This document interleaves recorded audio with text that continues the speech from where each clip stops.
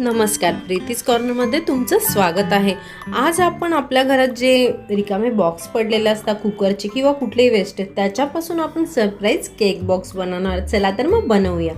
तसं बघायला गेलं तर हे आपण कार्डबोर्ड वगैरे वापरूनही बनवू शकतो, पण आपल्याला जे वेस्टेड आपल्या घरातला आहे त्याचा यूज करायचा आहे, त्यामुळे मी इथे कार्डबोर्ड घेतला नाहीये, नाहीतर कार्डबोर्डचंही आपण बनवू शकतो। चला तर मग बघूया।